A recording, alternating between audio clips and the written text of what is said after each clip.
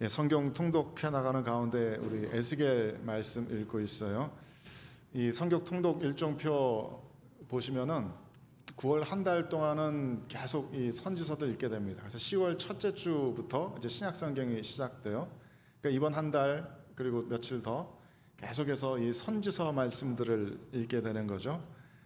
쉽지 않으실 거라고 생각합니다. 많은 분들에게 선지서 지루하고 또 어렵고 받아들이기 힘든 그런 말씀으로 느껴지죠.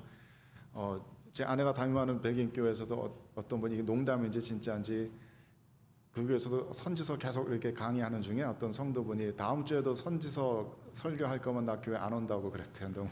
너무 힘들다고. 충분히 이해는 갑니다. 그만큼 받아들이기가 또 읽기가 묵상하기가 쉽지는 않은 말씀들이죠.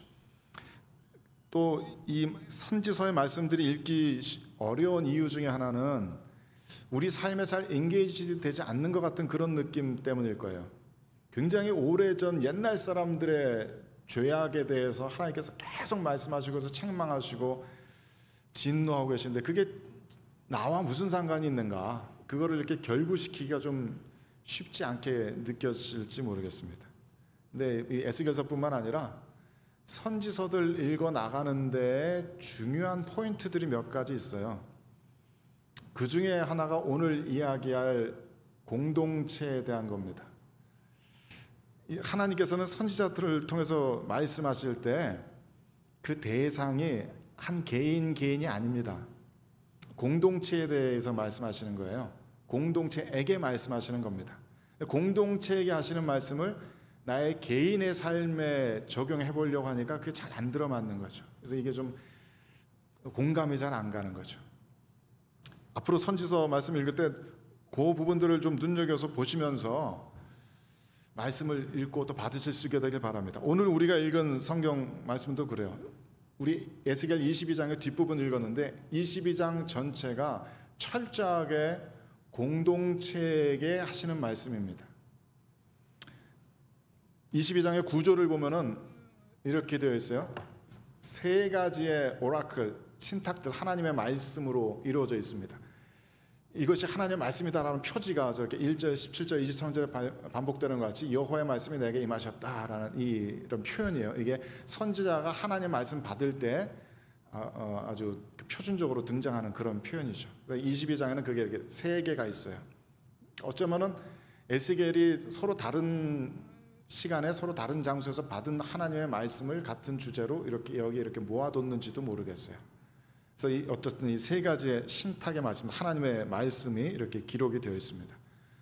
근데 이 첫 번째 신탁 1절에서 16절까지의 말씀에는 하나님께서 말씀하시는 그 대상이 예루살렘이에요. 예루살렘인데 피 흘린 성읍이라고 이렇게 부르고 계시죠. The Blood City라고 부르고 계십니다. 두 번째 오라클에서는 이스라엘 족속에 대한 말씀인데 이스라엘 족속을 찌꺼기 드로스라고 부르고 계십니다. 그러니까 은과 금과 이런 것을 이제 정련해서 만들 때 남는 찌꺼기들 말하는 거예요. 세 번째 오라클에서는 유대 사람들이 살았던 그 땅, 팔레스타인 땅을 향해서 너는 정결함을 얻지 못한 땅이다라고 이렇게 말씀하고 계세요. 그러니까 전부 다 사람에게 하는 말이 아니에요. 예루살렘 시티에게 하는 말이고 이스라엘 족속에게 하는 말이고 유대 땅에게 하는 말씀입니다. 그런데 그 시티와 족속과 땅을 하나님께서 전부 마치 사람에게 말씀하듯이 2인칭 단수로 너라고 이렇게 가르치면서 말씀하셨어요. 24절에도 그에게 이르기를 하고 3인칭 단수로 이렇게 말하든지 너라고 이렇게 말씀하세요. 예루살렘 성아, 이 피 흘린 성읍아, 이스라엘 족속아, 그 찌꺼기야, 이런 식으로 말씀하시는 거예요. 마치 예루살렘 성읍 자체가 한 인격체의 사람인 것처럼 이스라엘 족속이 하나의 인격체인 것처럼 그렇게 집합적인 인격체로서 너라고 말씀하시는 겁니다. 그러니까 이건 마치 우리들에게 킹스턴 한인교회 다니는 성도들아 너희들이 죄를 지었다 이게 아니라 킹스턴 한인교회야 네가 죄 가운데 있다라고 말씀하시는 것과 같은 셈이에요. 근데 이게 사실 굉장히 맥센스하는 그런 말씀이죠. 캐나다 법적으로 보면 우리 킹스턴 한인교회는 우리말로 한국말로 법인입니다. 법적으로 우리는 한 개인과 똑같은 책임과 의무를 가져요. 법적으로 우리는 한 개인으로서 취급됩니다. 그래서 코퍼레이션이라고도 하죠. 무슨 교회나 선교단체나 뭐 비즈니스도 마찬가지인데 이렇게 인코퍼레이트 한다 그러잖아요. 그 단체를 하나 만들면은 법적으로는 이 단체가 한 개인처럼 행동할 수 있게 됩니다. 그래서 한 개인처럼 부동산을 사고 팔 수도 있고 인컴텍스 보고하기도 하고 뭐 그런 일들을 하죠. 그래서 법적으로 우리는 킹스턴 한인교회는 한 인격체 개인이나 마찬가지인 거예요. 그런 얘기입니다. 하나님께서는 그와 같이 하나님의 백성들을 이 공동체를 한 개인처럼 다루세요. 집합적인 인격체로서 다루세요. 근데 이게 하나님 나라의 복음에 있어서 굉장히 중요한 신학적 주제가 되기도 합니다. 복음의 공동체성. 요약해서 말하자면 이렇게 됩니다. 하나님께서는 구원을 통해서 우리들에게 공동체로서의 정체성을 부여하세요. 이게 우리들에겐 탁 처음엔 느껴지지 않지만 우리가 하나님을 만나고 예수 그리스도를 영접하고 구원을 받을 때 그때로부터 우리들에게는 하나님 나라라는 공동체의 정체성이 부여됩니다. 그때부터 우리는 성경의 표현을 빌자면 택하신 족속, 거룩한 나라가 되는 것입니다. 우리가 바로 예루살렘이고 우리가 바로 이스라엘입니다. 우리가 곧 교회이고 우리가 곧 하나님 나라예요. 성도분들이 가끔 가다가 교회가 이런 걸 좀 해줘야지 이런 말씀 하시는데 저 그런 표현 되게 싫어요. 아니요, 우리가 교회예요. 교회가 어디 따로 있지 않아요. 우리가 교회입니다. 우리가 집합적으로 한 공동체적인 정체성을 가집니다. 그래서 로버트 뱅크스라는 신학자분은 이 바울의 공동체 사상이라는 책에서 아주 심플하게 저렇게 딱 분명하게 표현을 해주고 있어요. 복음을 받아들인다는 것은 공동체 안으로 들어가는 것이다. 그래서 공동체에 소속되지 않고 신앙생활을 한다는 것은 기독교 신학에서는 넌센스예요. 그건 불가능합니다. 요즘 뭐 가난한 성도라고 있잖아요. 교회 안 나간다고, 안 나가는 성도, 거꾸로 해서 가난한 성도 그러는데 그 신학적으로는 넌센스입니다. 공동체에 소속되지 않고 공동체에 헌신하지 않으면서 기독교 신앙생활을 할 수는 없습니다. 우리가 신앙생활을 시작하는 첫 번째 단계가 세례잖아요. 세례는 하나님과 나 사이에 개인적으로 이루어지는 일이 아니에요. 그거는 공동체 차원에서 이루어지는 일입니다. 세례받을 때 우리는 어떤 한 지역 교회에게 세례받습니다. 그래서 세례식 할 때 제가 하는 말씀 잘 들어보시면은 이 앞에 세례받는 사람의 신앙 고백을 다 듣고 여러분들의 서원과 이분의 서원을 다 받은 다음에 맨 마지막에 이렇게 얘기하죠. 이제 이런 신앙 고백을 다 들으셨기 때문에 이 사람은 해외 한인 장로회 킹스턴 한인교회의 세례 교인이 된 것을 성부 성자 성령의 이름으로 선포합니다. 이 지역교회에 세례받는 거예요. 이 지역교회에 대한 헌신을 서원하는 겁니다. 그래서 내가 어디서 세례받았는가 이거는 평생 가는 거죠. 옛날에는 캐나다 정부에서 웹티즘 문서가 레gal 도큐멘트로 이렇게 워킹할 수 있었다 그래요. 성찬 나누는 것도 마찬가지입니다. 이건 하나님과 나 사이에 이루어지는 일이 아니에요. 성찬은 공동체 식탁입니다. 예수 그리스도를 구주로 고백하는 그 사람들의 공동체 식탁에 내가 참여하게 된 거예요. 다른 말로 하면 성경적인 표현대로 하면 하나님의 권속, 하나님의 패밀리의 식탁에 내가 참여하게 되는 겁니다. 이 주일 예배도 마찬가지입니다. 퍼스널 워십과 개인 예배와 공예배, 코퍼레이트 워십은 구분해야 합니다. 제가 예배 세미나에서 많이 하는 말인데 지금 우리 현대 크리스찬들의 많은 그 예배의 관점이 조금 이렇게 좀 잘못된 방향성을 가지고 있는 부분이 그거예요. 개인 예배가 아닙니다. 지금 이거는 내가 하나님과 1대1로 만나기 위한 예배가 아니에요. 이거는 우리들의 공동체의 예배입니다. 그래서 공예배, 코퍼레이트 워십이라고 하는 거예요. 퍼블릭 워십과도 달라요. 아무나 지나가다가 그냥 들어와서 여기 함께 예배드리는 그런 의미를 담은 것이 아니고 이 공동체가 함께 우리의 주인은 하나님이십니다 라고 고백하는 시간이라는 거예요. 우리는 모두가 하나님께 헌신을 다짐한 사람들입니다. 하나님께서 우리를 하나로 묶으셨습니다. 하나님께 우리의 찬송을 올려드립니다. 하나님께 우리의 기도를 올려드립니다. 우리가 함께 공동체로서 하나님의 말씀을 받습니다 라고 하는 시간이에요. 그래서 개인 예배와 공동체 예배는 서로 이렇게 리플레이스 될 수 없어요.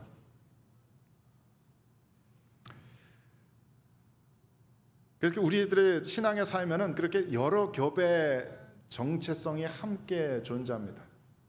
물론 하나님 앞에 저는 한 개인으로서 성도죠. 하지만 동시에 이 교회 안에서 권한을 위임해 주신 당회이기도 합니다. 당회원으로서 당회를 구성하게 됩니다. 또 함께 재직회를 이루기도 하고요. 공동의회를 이루기도 하죠. 우리는 모두 그런 공동체적 정체성을 가지고 있어요. 당회에서 뭔가 결정한다면 그것은 내가 결정하는 것이 아니고 당회가 결정한 거예요. 그 당회 안에 뭐 이렇게 서로 다른 의견들도 나올 수 있지만 딱 결정된 건 당회로서 함께 결정한 겁니다. 사람도 좀 비슷해요. 한 개인에도 뭔가 결정하기 전에 내부에서 막 이런저런 생각들이 들잖아. 이렇게 할까? 그건 좀 아닌 것 같은데 이렇게 할까?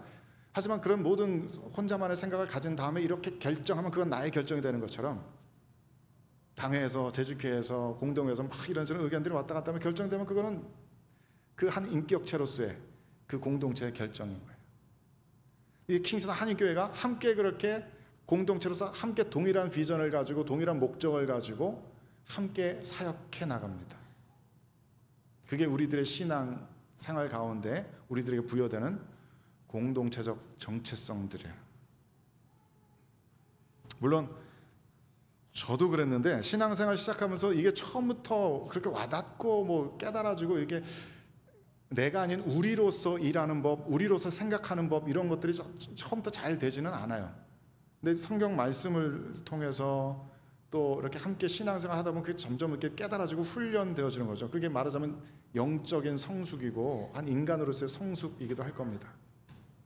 아기들은 이게 안 돼요. 어린아이들은 이게 안 됩니다. 발달 심리학적인 측면에서 아기들은 이런 공동체에 대한 의식이 없어요. 그래서 어렸을 때부터 그걸 계속 훈련시키려고 애를 쓰잖아요. 뭐 킨더가든 보내갖고 애들이랑 어떻게 쉐어하면서 살아가는지, 어떻게 양보하면서 살아가는지 공동체 의식을 가르쳐주려고 노력하잖아요. 이게 자연적으로 되는 게 아니란 말이에요. 그래서 애기들 숨바꼭질하는 사진인데요. 애들은 저렇게 숨바꼭질 하잖아요. 자기 눈에 안 보이면 없는 거예요. 자세히 보시면 저 맨 위에 사진에 저 뒤쪽에 애가 이불 하나 이렇게 덮어 쓰고 있어요. 그리고 자기는 숨은 거예요. 저 오른쪽 사진도 참 재밌죠. 전봇대가 자기 눈만 딱 가리면은 그 다음에 자기는 숨은 거예요. 자기는 안 보이는 거예요. 이게 아이들이 가지고 있는 자기 중심적 사고 방식이에요. 내 눈에 안 보이면 없는 거예요. 내 귀에 안 들리면 없는 거예요. 근데 이게 얘들이 7세 정도까지는 저게 보통이에요. 저게 그냥 표준이에요. 이게 계속 가르쳐 줘야 되는 거예요. 근데 문제는 7세가 넘어서도 몸은 컸지만 심리학적으로 발달 심리학적으로 성장하지 않으면 저 단계에 계속 머무르게 되는 거죠. 어른인데도 몸은 자랐는데 청소년인데도 그냥 내 중심인 거예요. 우주가 나를 중심으로 돌아가고 그냥 나 하고 싶은 대로만 하고 나의 행동이 다른 사람들에게 어떤 영향을 미치는지 생각을 못하는 거죠. 그걸 미성숙했다라고 해야 되는 거죠. 그 단계에 이런 발달 심리학적 과제를 성취하고 그 단계를 뛰어넘어야 그 다음 단계로 성장할 수 있는 겁니다.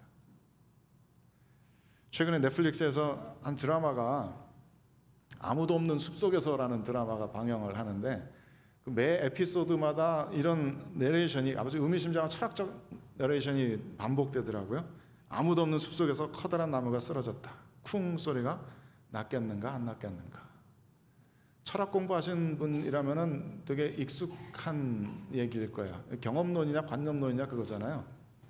지금 우리 귀에 안 들리고 우리 눈에 안 보인다면은 저 밑에 아래층에 청소년부 아이들이 있겠는가 없겠는가 그 얘기야. 경험론자들은 우리가 경험하지 못한 사실은 없는 것이다. 우리가 모르면 저 밑에 애들은 없는 것이다라고 생각하는 것이고, 관념론자들은 아니다. 우리 경험을 벗어난 존재라는 것이 있다라고 생각하는 쪽이고. 그래서 처음 저 내레이션 이렇게 보고서 재밌네. 저는 철학적인 저런 그런 질문들을 던지네. 그리고 이런 경험론과 관념론에 대한 이야기인 줄 알았더니 이 얘기가 진행되면서 보니까 거기에 공동체적 의미를 작가가 계속 말하고 싶어하는 것 같아요. 사회 속에서 어떤 은밀한 죄악이 벌어졌고 나만 그걸 알아. 나만 그걸 목격했어. 근데 나만 입 다물고 가만히 모른 척하고 지났지만 이것은 없던 일이 되는 거 아닌가? 그런 질문인 거죠. 여러분의 선택은 뭐냐 이거야. 이 지금 벌어지고 있는 죄악을 나는 봤어. 하지만 나만 못 봤으면은 그건 없던 일로 할 수 있지 않는가? 근데 이 드라마 속에서 아마도 작가가 말하고 싶은 것은 그게 아니다라고 말하고 싶어 하는 것 같아요.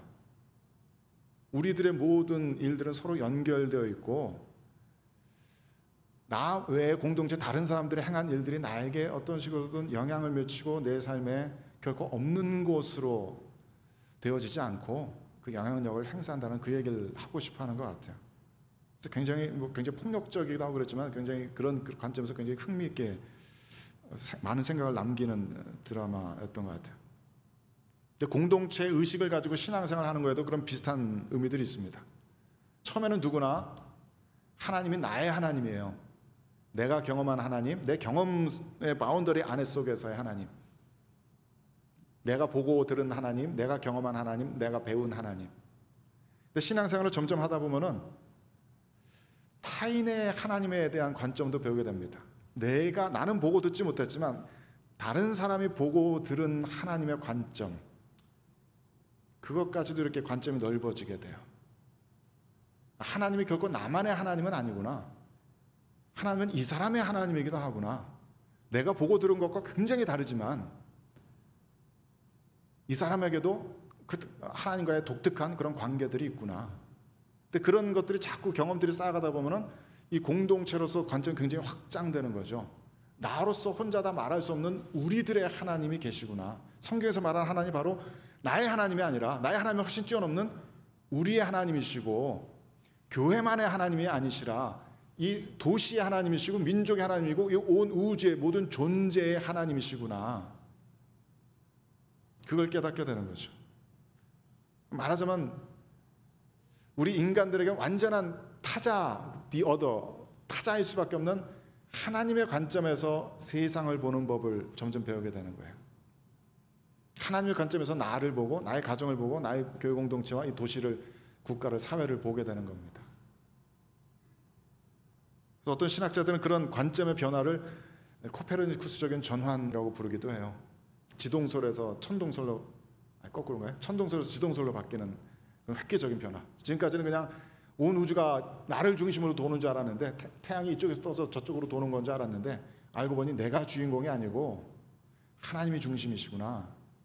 우리 모두가 하나님을 중심으로 이렇게 움직이는 존재들에 불과하구나. 그걸 깨닫는 거죠. 그래서 하나님이 나 외에 다른 이들과 또 다른 세상과 어떻게 연관 맺고 계시는지 거기에 눈을 뜨게 되는 거죠. 그런 공동체적 의식을 가지고, 공동체로서의 자아의식을 가지고 사셨던 가장 훌륭한 모델이 모범이 바로 예수 그리스도의 삶이죠. 그래서 예수 그리스도의 30살 이후의 삶을 우리는 공생애라고 부르지 않습니까? 거기엔 퍼스널 라이프가 없었던 거예요. 30살 이후에 예수님은 공동체로서 사셨습니다. 교회의 대표자로서 사셨고 하나님 나라 백성의 대표자로서 사셨어요. 그래서 예수님께서 스스로를 인자라고 부르셨잖아요. The Son of Man. 좀 그 표현이 너무 멋있어요. 예수님은 인류로서 사신 거예요. 예수님의 자의식은 인류까지 확대되신 거예요. 모든 인류를 대표하는 이. 그러니까 이 사람들 가운데 누가 부족하고 연약해도 얼마든지 끌어안실 수 있는 거죠. 그래서 예수님의 십자가 죽으심은 개인의 죽으심이 아니라 하나님 나라 백성들을 상징하는 유대인의 왕이라는 이름을 가지고 돌아가셨죠. 그리고 그 인류를 대표하는 이로서 부활하셨습니다.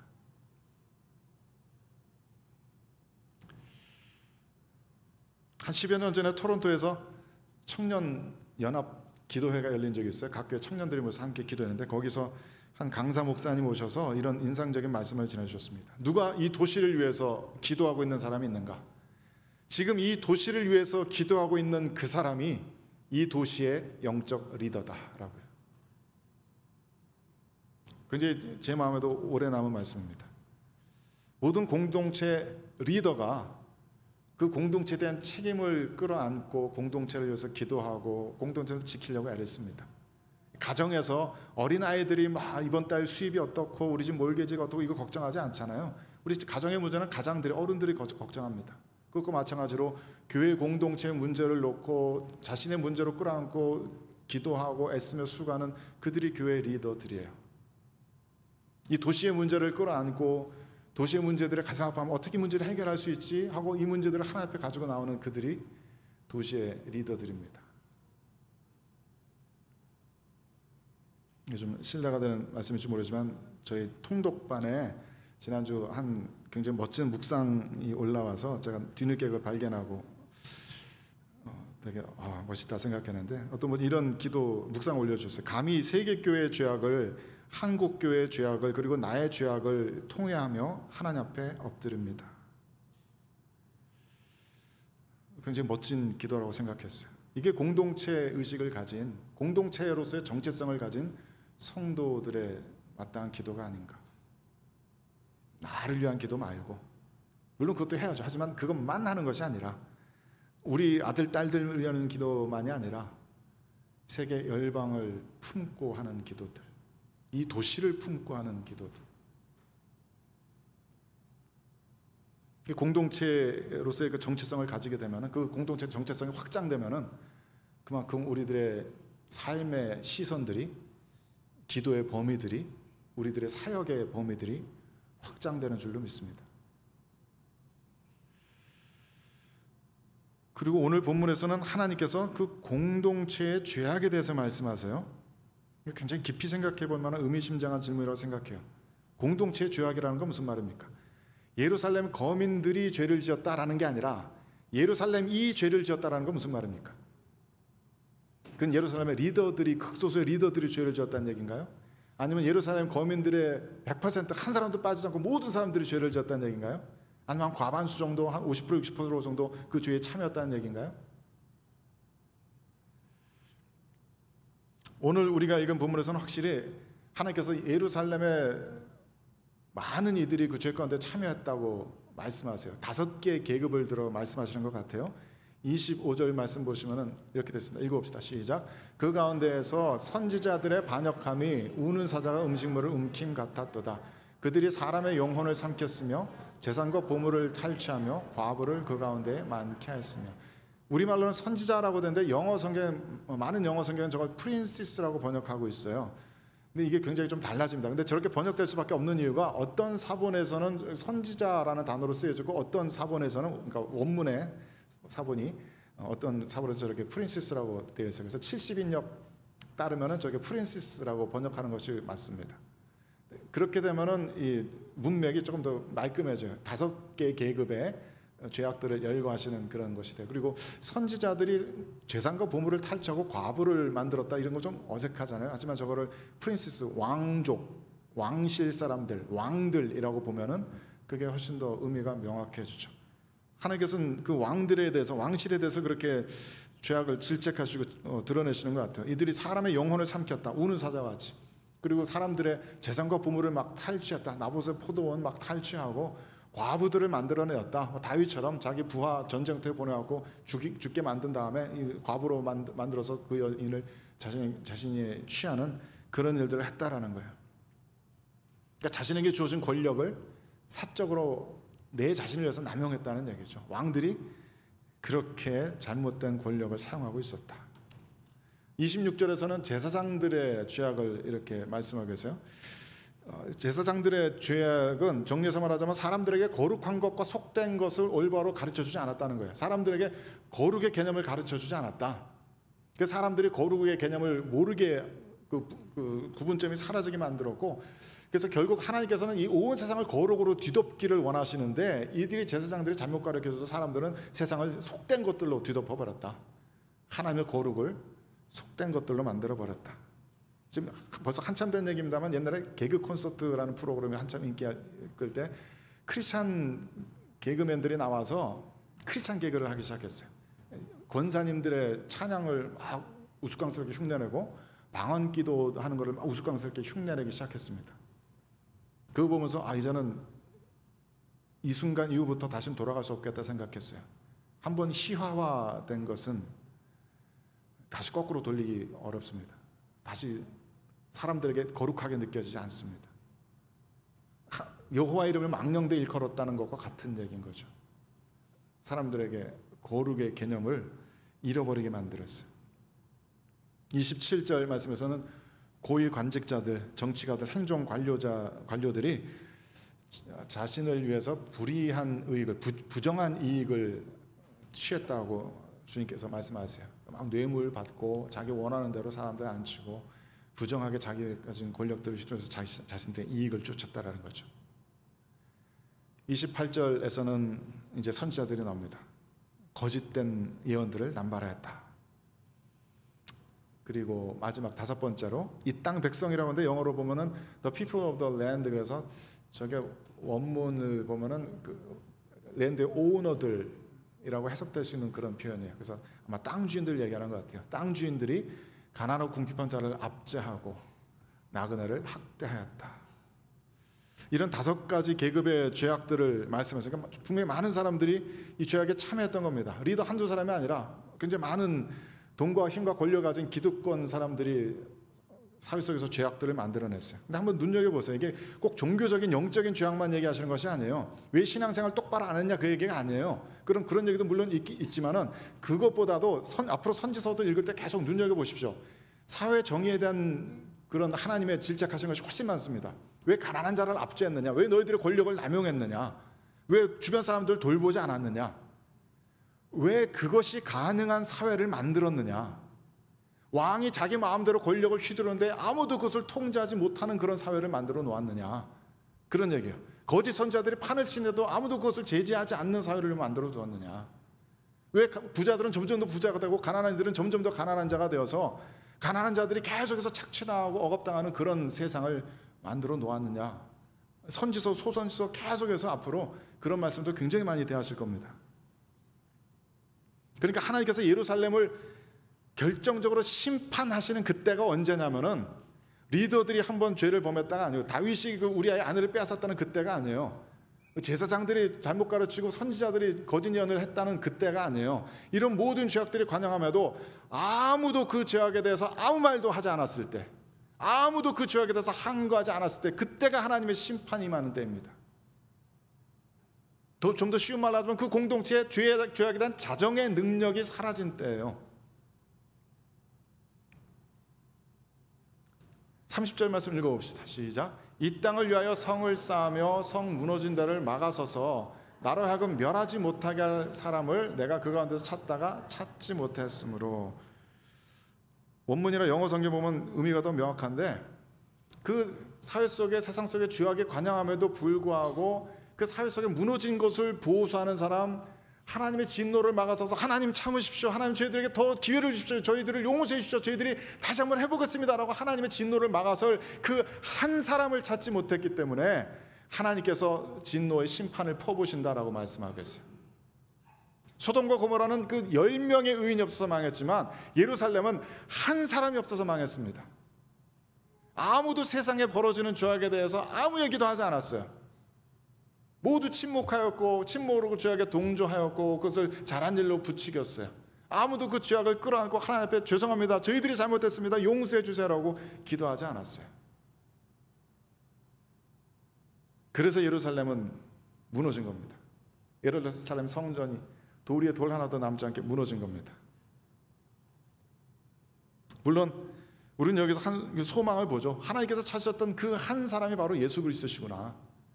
우리가 하나님의 진노의 심판을 받지 않게 된 게 그 한 사람, 이 세상에 무너진 것을 보호하고 하나님의 진노를 막아선 그 한 사람 예수 그리스도가 계시기 때문이구나 라는 것을 우리는 새롭게 발견하죠. 로마서 5장 19절 말씀 읽어봅시다. 시작. 한 사람이 순종하지 아니함으로 많은 사람이 죄인 된 것 같이 한 사람이 순종하심으로 많은 사람이 의인이 되니라. 그래서 하나님이 찾고 계시는 그 한 사람은 하나님 앞에 이렇게 막아서는 사람이에요. 기도하는 사람, 나의 죄가 아니라 공동체적 정체성을 가지고 우리의 죄를 하나님 앞에 고백하며 용서를 구하는 그 사람들. 가족 공동체를 위해서, 교회 공동체를 위해서, 이 도시 공동체를 위해서, 국가 공동체를 위해서, 민족 공동체를 위해서 기도하는 그 한 사람. 우리 토요일마다 아침에 새벽 중보기도 할 때 기도하는 주제들이 그겁니다. 인기 없고 힘든 기도인 줄 알아요. 하지만 해야 되잖아요.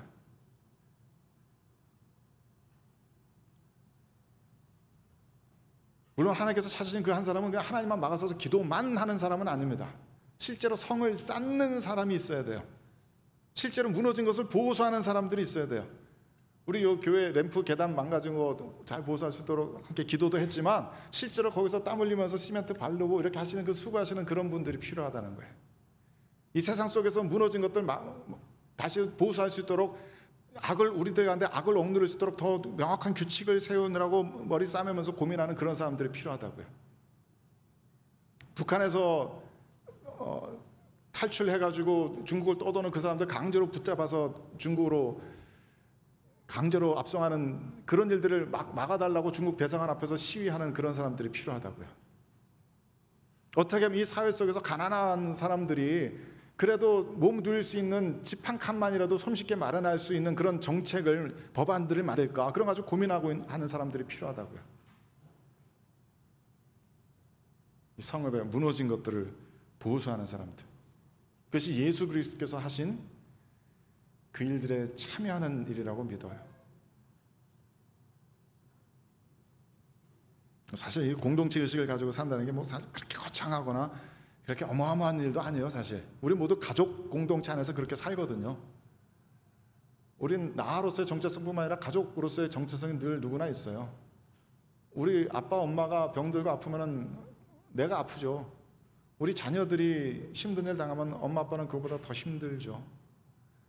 만약에 자녀들이 사회 속에서 지탄받을 만한 어떤 죄를 저질렀다면 누구보다도 그 엄마 아빠들이 앞장서서 기도할 테고, 사람들 앞에 고개 숙여가면서 사죄할 테고, 그 수치를 같이 감당하겠죠. 바로 그런 거 얘기하는 거예요. 가정에서 누가 죄 짓는 것을 보면, 자녀들이 죄 짓는 것을 보면은 부모님들은 대개는 엄하게 꾸짖고 그 잘못을 바로 잡으려고 노력하겠죠. 그 아이를 내쫓으려고가 아니라 그 아이를 바로 잡으려고 애쓰겠죠. 그런 거 얘기하는 거예요. 다만 그 가족이 조금 더 익스텐드 되야 된다, 확장되어야 된다. 교회가 바로 그런 익스텐디드 패밀리가 되어야 된다 라는 거죠. 교회 안에서 우리가 교회로서의 하나된 정체성을 가지고 함께 서로의 잘못을 살피며, 때로는 서로 꾸짖어주고 때로는 서로 북돋아주고, 함께 지혜를 모아서 함께 결정하고, 함께 하나님의 말씀 받으면서 함께 꿈꾸고 함께 일하는 우리로서의 정체성을 가지고 살고 일하자라는 것이죠. 신앙이 너무 개인주의로 극단화되면은 그 신앙은 굉장히 이기적인 것이 될 수밖에 없습니다. 세상 속에서 무슨 일이 벌어지든 간에 내 눈에 안 들리고 내 귀에 안 보이면은 나 혼자 천국 가면, 죽어서 천국 가면 되는 거 아닌가 하는 그런 잘못된 신앙으로 나아가게 됩니다. 성경을 잘 읽어보십시오. 선지서의 말씀을 잘 읽어보십시오. 하나님께서는 바로 그런 것들을 꾸짖고 계십니다. 그래서 하나님께서 이 킹스턴을 바라보실 때, 지금 우리들의 시대의 킹스턴을 바라보실 때 하나님께서는 과연 그 한 사람을 찾으실 것인가? 이 도시에 무너진 것을 보호하려고 애쓰는 그 한 사람, 이 도시의 죄악들을 끌어안고 우리들 이웃의 브로큰 패밀리들, 직업을 잃은 이들, 오늘 하루 잠잘 것이 없는 이들, 인컴이 모자라서 고생하는 그이들을 마음에 품고서 하나님 앞에 나와서 하나님의 자비와 긍휼을 구하는 그 한 사람을 하나님께서는 찾으실 것인가? 예수 그리스도에 지체된 우리가 그 일들을 해야 한다고 믿습니다. 그것이 우리들에게 주어진 소명입니다. 그것이 예수 그리스도의 생명을 얻게 하고 생명을 더 풍성하게 하는 그 사역에 참여하는 길인 줄로 믿습니다. 그래서 우리 모두가 하나님이 찾으시는 그 한 사람 될 수 있게 되기를 주님의 이름으로 축원합니다. 함께 기도하겠습니다.